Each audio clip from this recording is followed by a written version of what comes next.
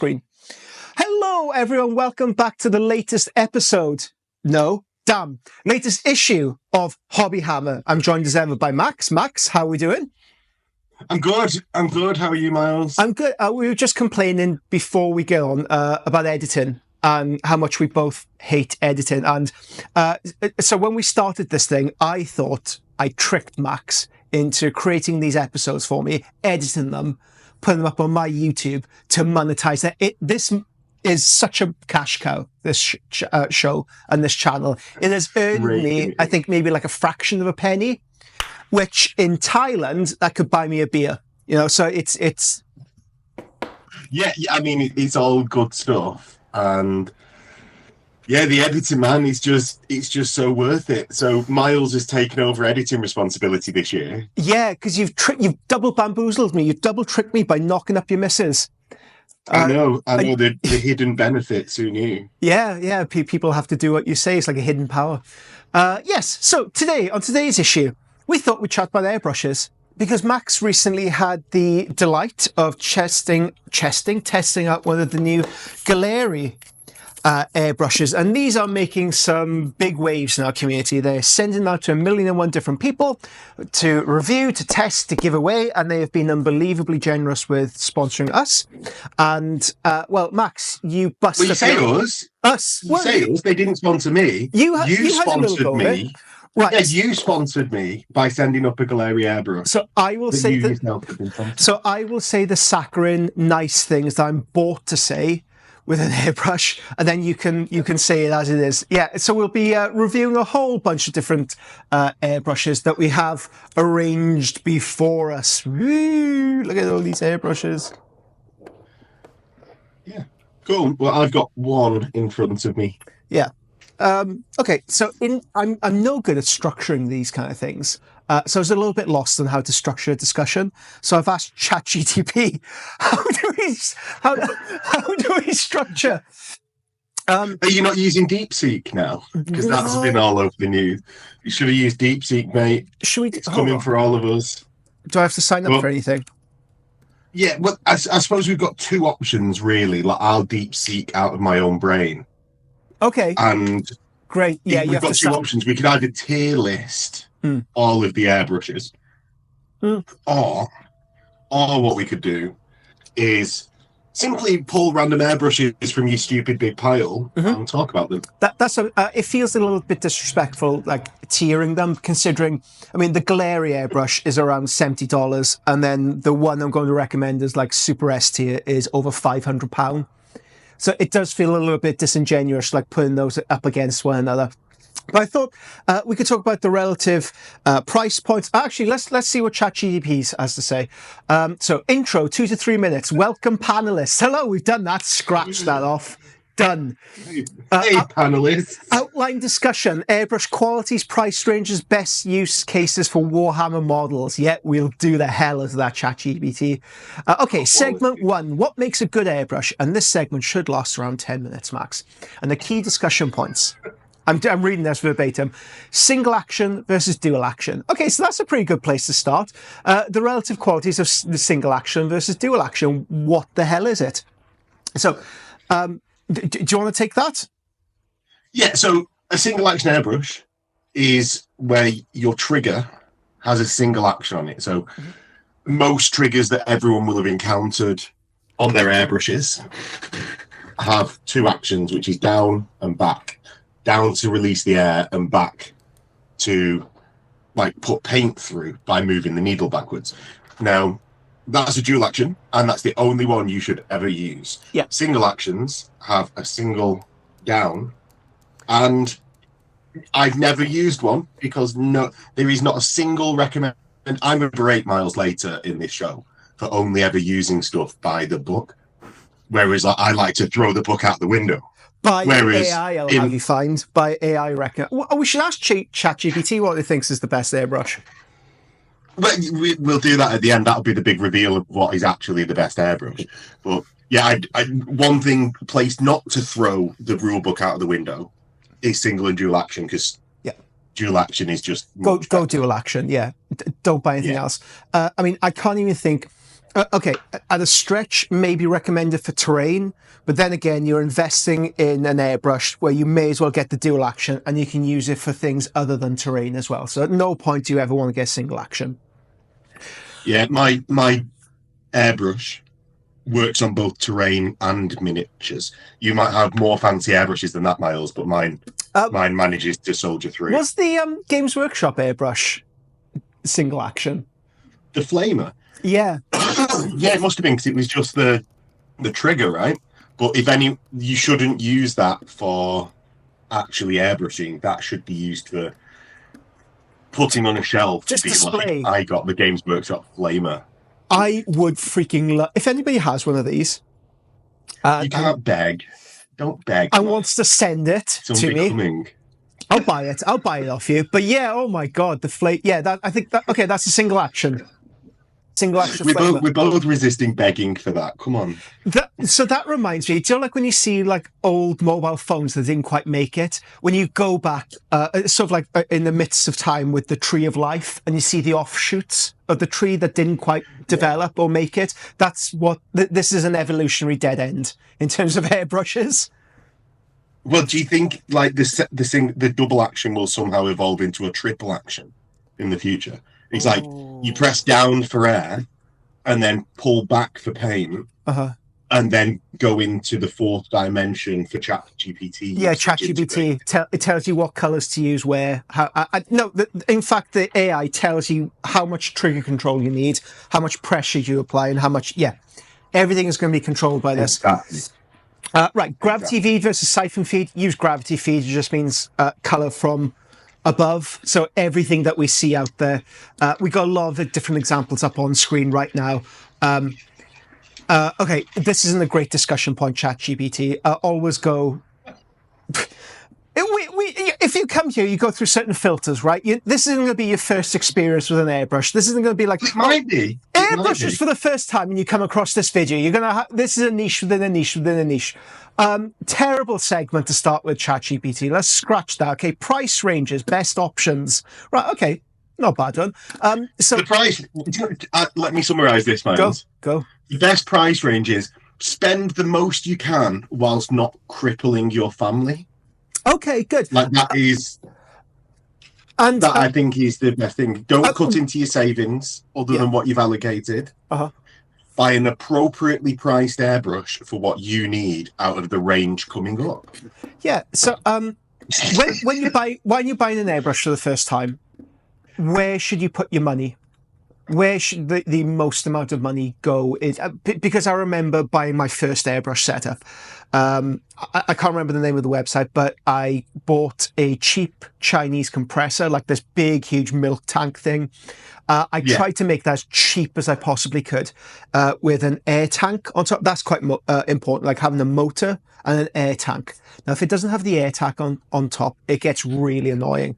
The one I currently use, that's been sent through to me to review and test. Good quality, yes, but it doesn't have a tank to it. So every time I lift the airbrush up, even if I accidentally nudge it, it starts going off like this. And it's really super annoying to do that. And I work in the studio. I'm isolated here. I don't have to worry about like noise concerns. But say if you live in an apartment, you have the motor going above, it's going to drive people crazy around you.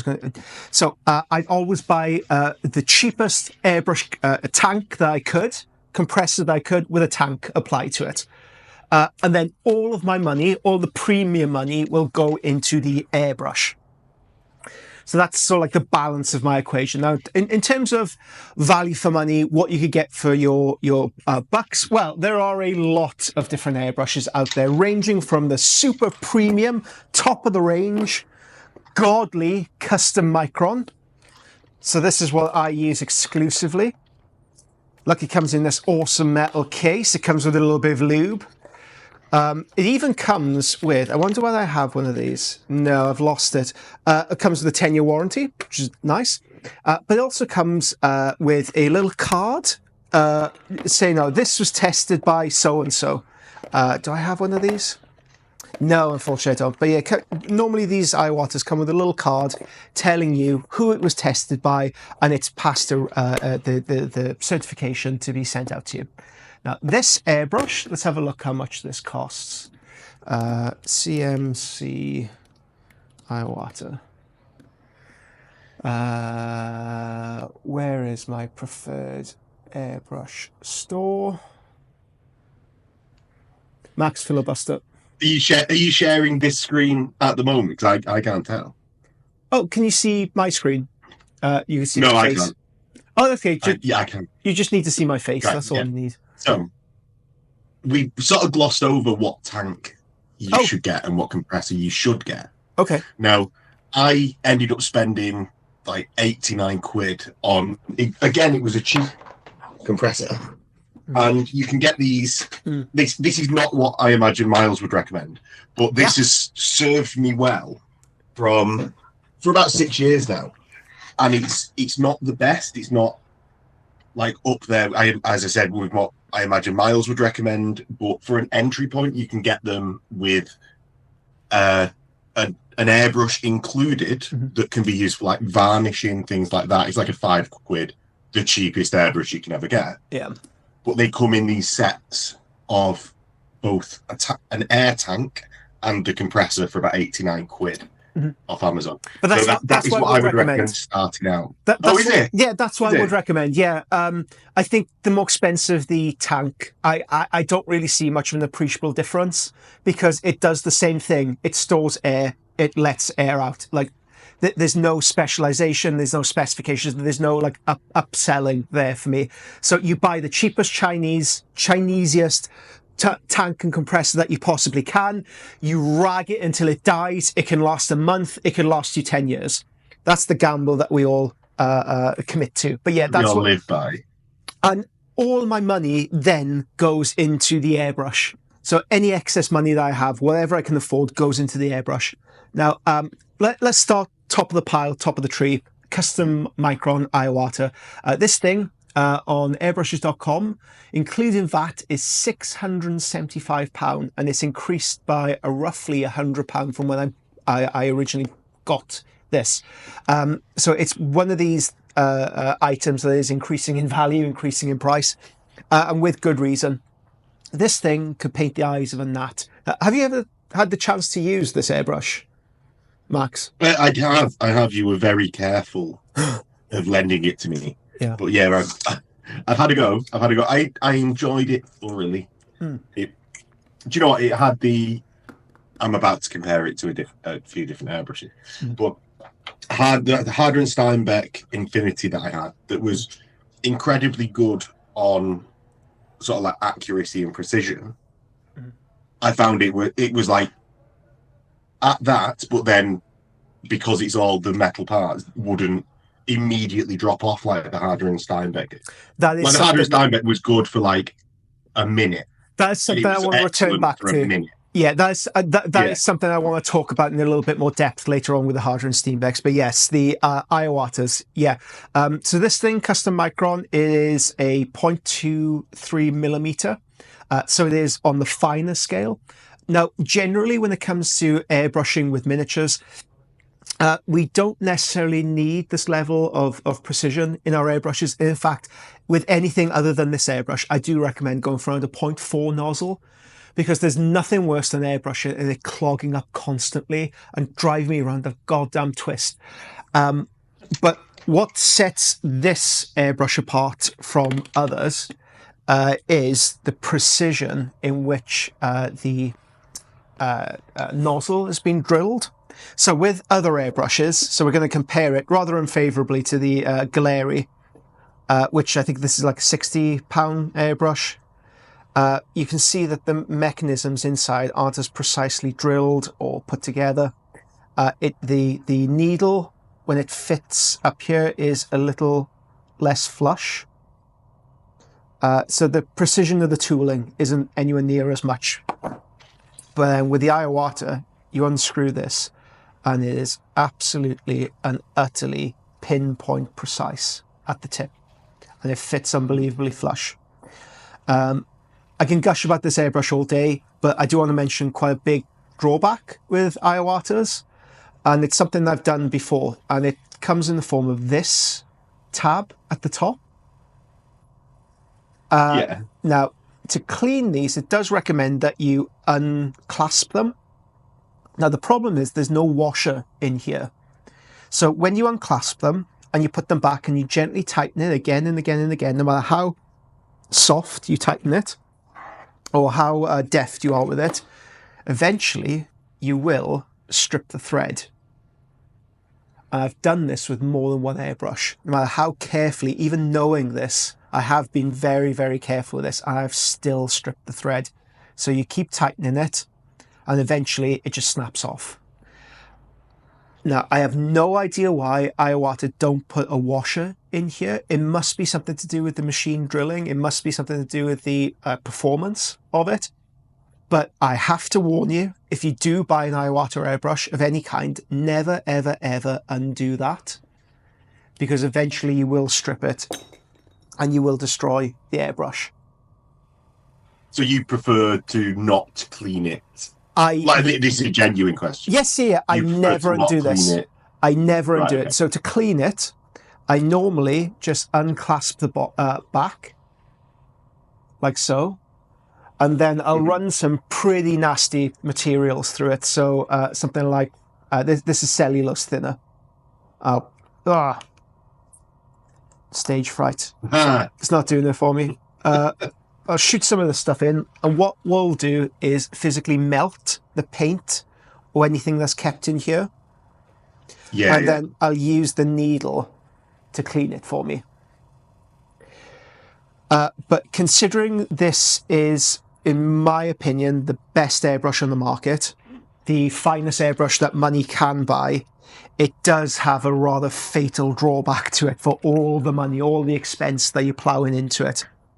So that is something you need to be very aware of whenever you buy an Iwata. The performance comes with a price that you can't unclasp the top. And when cleaning it, you just need to run some pretty nasty chemicals through it to get rid of anything caught in the tip. It's not the worst. It's not the worst. Now,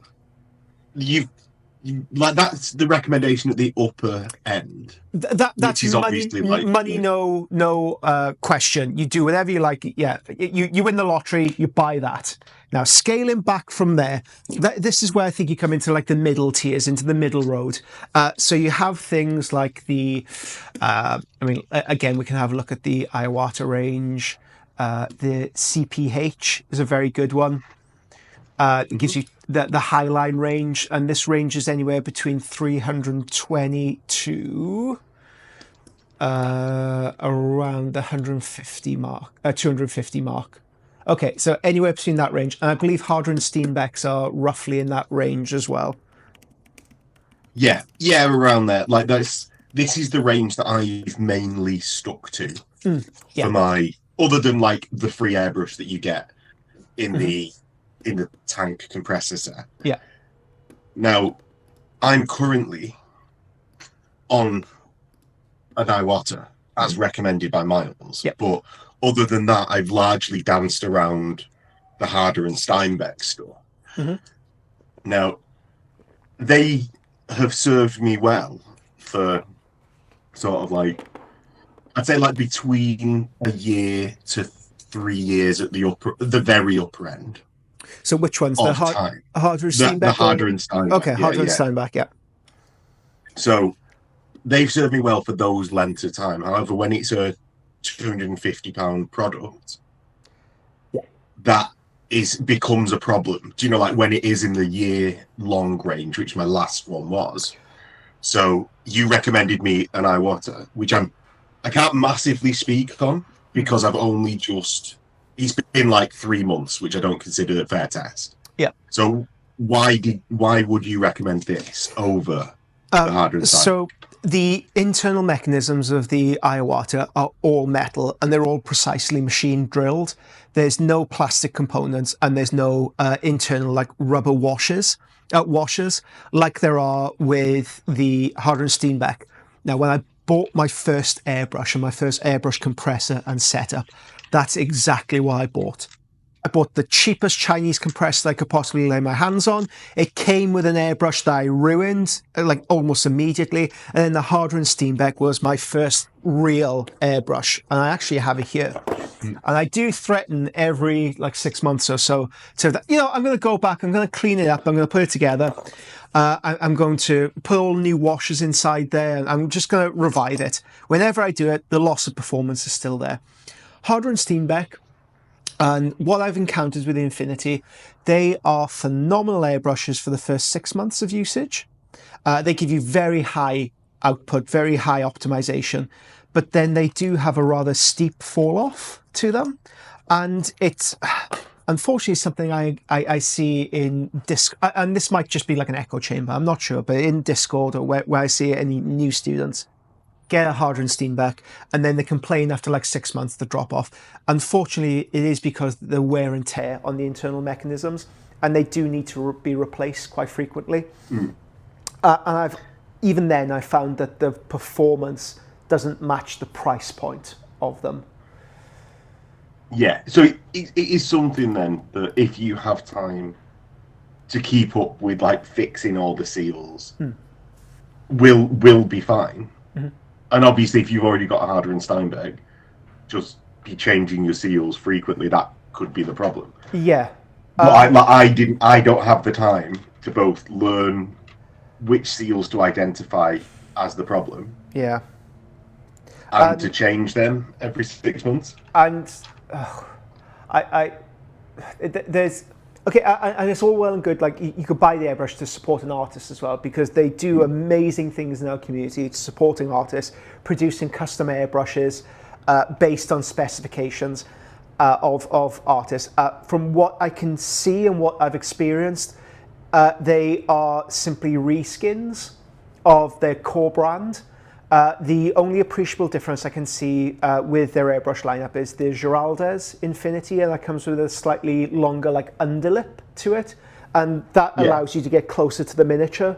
I would question the need for that, and the validity of just paying the extra for that little bit of a lip.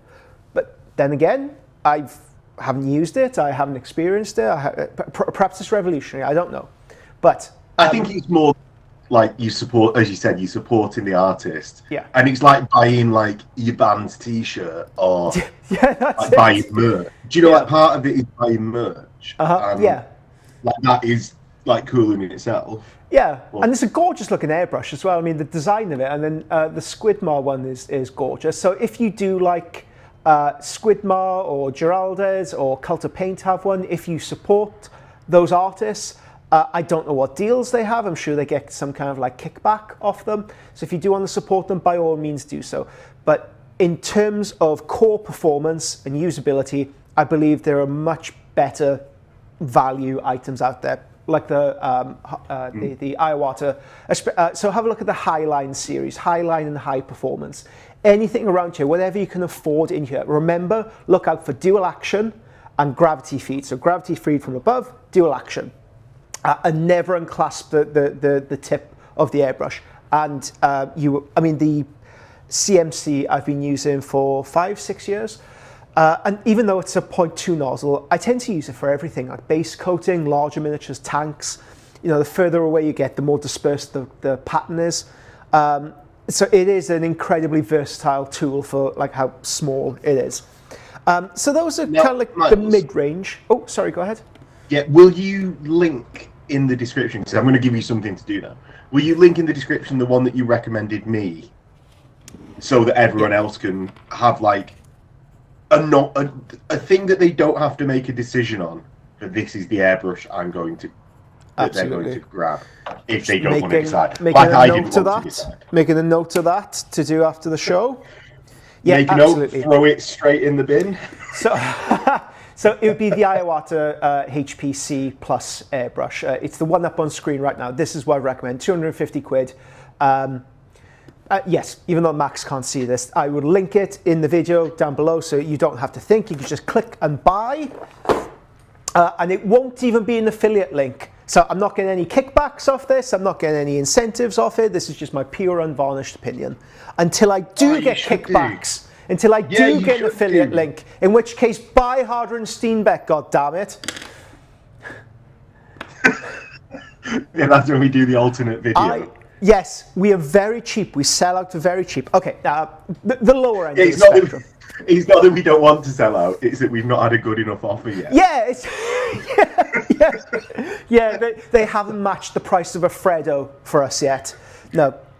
Okay, so we're looking at the lower end of the spectrum now. Good quality airbrushes. Perhaps you're on a much tighter budget. You still want to get into airbrushing, but you still want some kind of usability. You still want some kind of quality out of your airbrushes. And for this, 2 ranges immediately spring to mind. Well, 3 actually. So Iwata, they do a lower spectrum airbrush, but in all honesty, I think you could get better value for money elsewhere and better usability elsewhere other than a low-end Iwata.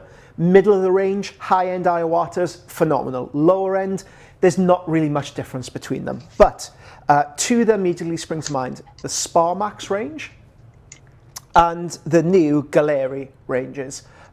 So shall we, let's talk about Sparmax first, since I don't think you've had a chance to use them, have you? Yeah. I was going to say, don't use the royal we there. That is, you go for it on that Sparmax. I will talk to you about Sparmax. Zero. So I'm surprised just how long Sparmax have been in business. And when I used it, well, because they're so bad. No. I'm surprised they've lasted this long. No. So when I got a hold of a Sparmax for the first time, I opened it up and I tried it out. I thought, this is just like an Iwata. These guys, they've taken the internal mechanisms of an Iwata, ripped them off, and just created their own airbrush with it. But then the longer you use it, the more the performance dips, as you would expect from an £84 airbrush. But on the lower end of the spectrum, highly recommend the Sparmax, because internally it is nearly identical to an Iwata. It's all machine drilled, all metallic inside there. You don't need to replace anything. You don't need to replace them after time. And they will give you... so I've been using mine for about 3 years, but that's been sandwiched in between extensive use of the CMC, the custom micron. I use this thing for base coating. I use this thing for varnishing. I use this for like the donkey work. So at the studio, whenever we hold events, eventually somebody will have like a bum airbrush or something will go wrong. That's the replacement. That's the ringer airbrush that gets brought in. Boom! There you go. We got a CMC. It is reliable, good utility, good value for money. Just an all-rounder. I really like it. And they also come with really funky bundles as well, like kits and systems. Let's see where they could get it. Okay, cool. So up on screen right now, there's a bunch of like compressor plus cleaning kit plus one of these little things, Max. Nice. Yeah, with a hose and a cleaner and a moisture trap, all for £279. So for the price of a Harder and Steenbeck airbrush, you can buy a full kit ready, raring to go. Now, this compressor doesn't come with a tank, so you may want to replace it later on. And as you become a little bit more confident with an airbrush and save up a little bit more money, you can look to invest in a better airbrush. But as a good starter airbrush, you want to get into this, you don't want to get ripped off, you want some kind of usability, bang, that is the one you want to get, the Sparmax. And I will put a link to that in the description below. Right. I'm just sorting something out to just do what grinds my gears bit. Because, Miles, right, this really does my tits in. Okay. Right. So, I'm just going to switch this round. Ooh, cycling through multiple cameras. Oh, yeah. So as Max does that, up on screen right now, I've got the Galeri website, and emblazoned across the top is the Year the Snake. And it comes with this majestic snake collection, celebration of precision, power, and sophistication. But it's not an airbrush you want to buy because it's a single action trigger. It's not a dual action, and it's not a gravity feed. So, it looks nice for what it is, but don't buy it. Yeah. So, what really does my tits in, Miles? This is my biggest downside of the iWatters. This little guy right here. Oh, yeah, right. Okay. Means that I can't put my airbrush properly in. Yeah. Do you want to explain to people what that is? This is the control of the airflow. Yeah. So you've got at the back, you can change how far back you pull the trigger, which I just never, ever use. Because I'm just going to not pull my trigger as far back. The airflow, you told me never to touch this, but typical to my MO, I bashed it on something, and then I was like, well, I've touched it now, and it's changed everything. So if you turn it one way, I think that way, it lets less paint out as you go in. So it puts like a hard cap on the amount of air that's traveling through the airbrush. Yeah. So actually, I have found it quite useful for when I'm doing more detailed areas to like maximally turn it up, ease it off slightly, and then dot someone's eyes with it. You paint eyes with it. Yeah. Well, do you not paint eyes with your airbrush, Miles? Yeah, I'm just sick of dipping my airbrush into paint. So of course. I'm surprised you didn't mention you not doing eyelashes with it as well. That's what normal people like to do. No, all my models have scouse brows, so I never have to paint them. Right. Okay. I like painting my models with like that little scar on the eye, like 13-year-olds have to make themselves seem hard. Like the gap. Yeah. Yeah. That's, like whenever I see a child walking around town like that, I know to avoid him. Like, he's solid, that child. Yeah, the limiter. I never use it. I think it's more important to develop good trigger control. Now, I have seen people paint like what do you call those cars? Like the micro machine cars. The Hot Wheels. Yeah, and they paint in like skulls and like flaming patterns on it, and they fiddle around with them. So like when you pull it back, you can't put too much air through. Like, I don't do any of that crap. Develop better trigger control would be my suggestion, because the airbrush is pretty much like a glorified base coating tool. It can never give you the precision of a brush, and you still need to combine it with a brush to get the best results from your miniatures. Now, if you just want basic army painting standard stuff, bash it with an airbrush, bash them with oils, bang them out. That's fine. I mean, people make livings off doing that. But if you want to, make your stuff look good, combine it with the hairy brush, the traditional brush. But yeah, I do agree. It is really super annoying trying to put it into the cleaning kit. Okay, so Galeri, what was your experience? So we have to say up front that we have been sent multiple airbrushes by Galeri to test out and review, and there is a review coming, a more extended review and meditation on the Year of the Dragon set that was sent through to us. But Max, you're not paid off. You could say whatever you like. I've not been sent fuck all. In fact, Miles, you sent me the airbrush out of the goodness of your heart that I've returned. Yes. So I was sort of sent it, but not in a product way. Yes. In a paid way. So it was all right. It wasn't like it wasn't as good as even say like the Harder and Steinbecks that I've used towards the end of their life. That is one thing that I will say. Or that is my feeling on it. It was very good for if you're terrified of getting into airbrushing, get this airbrush, because it's like, what is it, 60 quid for both of them?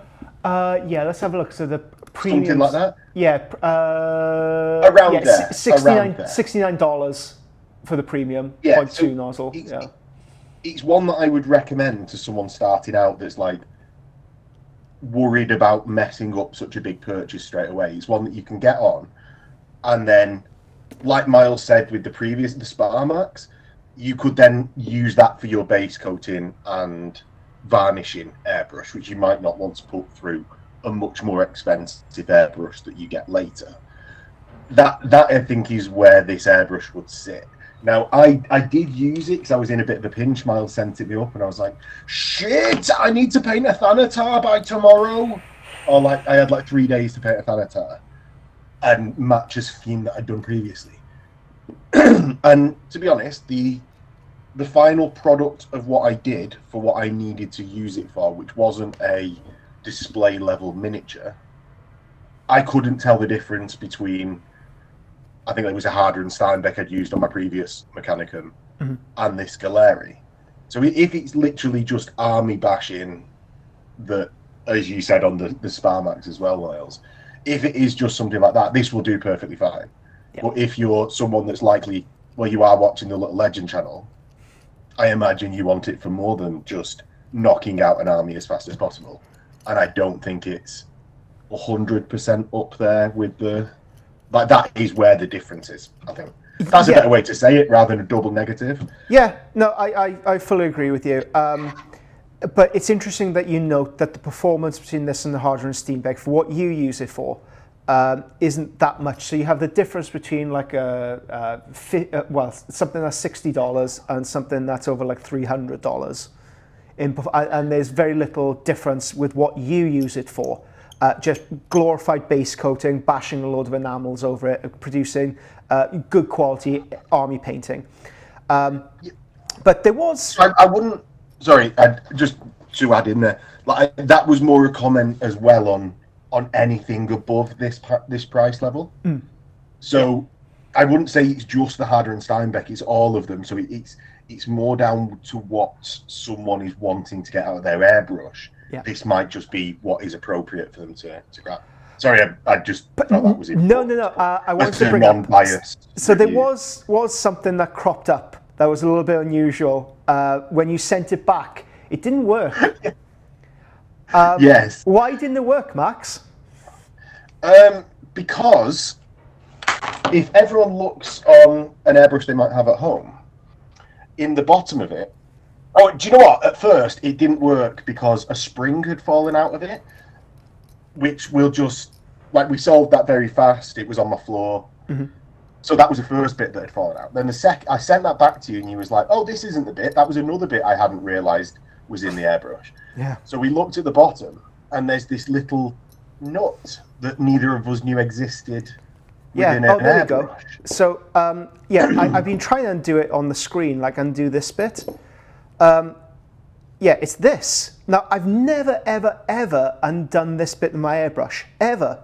Now, this was missing, like the trigger of it. I thought, oh, that's weird. Like, Max, why did you take this apart and then throw away the trigger? It's like, I didn't do that. I don't. And then... I think it was a harder conversation than that, though, because the initial stop that we came to on, what do you mean, what did I take apart? I thought you were talking about, like, the front of the airbrush. Yeah. Because this was a part that I didn't even know existed. Yeah, same. I've never undone this on any of my airbrushes before. Never, ever, ever. So it really perplexed me why you did it with yours, with mine. And then we got this back, and then there was no spring. I thought, Max, there's a spring inside. Like, I have no idea what's actually in here. So Max somehow managed to find a spring on his carpet. And I know all's well that ends well, but I've never undone this bit, and I never will again.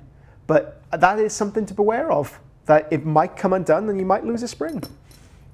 Yeah, and I'd not even taken the airbrush apart. Yeah. All I'd done was like put cleaning product through the airbrush and sent it back. So I was like, it's better that than I actually thought. It's better just doing that and you being like, Max, there's still a little bit paint on the airbrush, and me explaining that situation, than me losing a part of the airbrush I didn't know how to put back together.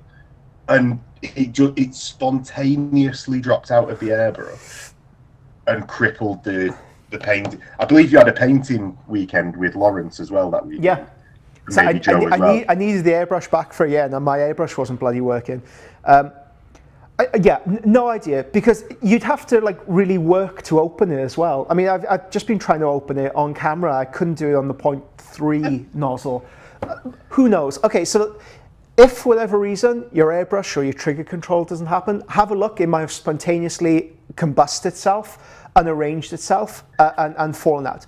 But okay, having said all that, the lower end of the spectrum, I think this is where I have like a grievance with this airbrush, because everywhere on the advertisement it says it's premium, so premium series, premium, and that word like evokes a certain level of performance, right? It's a premium airbrush. But when you compare it with the prices of $59, this is really low. I think this might be one of the cheapest airbrushes on the market, and to almost slap that term premium on it, unfortunately I think it gives like a skewed perception of this airbrush. If it didn't have that word premium applied to it, I would say this was the best lower end airbrush available on the market. I know looks shouldn't matter as much as they do, but look at this goddamn thing, it's gorgeous. It is absolutely gorgeous, like with the back of it. I know it shouldn't matter as much. I know it shouldn't matter as much, but it does. It does. Okay, looks matter. The packaging is all really nice. Whenever you get I don't think we should say that. To hell with it, I'm saying it. Like when you get it, it feels nice getting it. Like when you open it up, it's a very nice tactile. I you know, as a serious reviewer, probably you shouldn't be saying that, but there is something to be said about like getting a product that feels nice and looks good. Okay. I was more saying about us commenting on looks and looks being important. Speak for yourself, buddy. If you think of that as a ridiculous point of note within the review, please do leave it in the comments if you agree with me. If you don't agree with me and you think that should be in the review, don't leave it in the comments. Yeah, because I want to win this. Win the argument, sure. I mean, there's a reason why medical representatives selling drugs are all good-looking people in their 20s. Looks matter, unfortunately. We're hardwired like that. Yeah, the thing looks great. Performance-wise, it's on par with any of the lower-end airbrushes, and I say would edge up towards sort of like the lower end of the middle tier airbrushing spectrum. I've been using this for about 6 months, and I swing between, oh, this is a really nice airbrush, I enjoy using this, to why is it failed now? Why is it clogged up again? But after about 6 months usage, it's still going. The performance is still as good as the first day I got it. I don't have to replace any parts in it. And I feel like it can keep on going the way it is. So in terms of performance, I am very happy. I mean, for the price as well. I wish they didn't say it was a premium series. I really wish they didn't use that word, because it's for $60. This is a really good airbrush to use on a budget. Like the usability, even like I use the 0.3 nozzle on nearly enough everything, and I've used it to do these guys. I airbrush the initial base coats on them. Hold on. So you can get some very good results out of them. So really good usable results from them.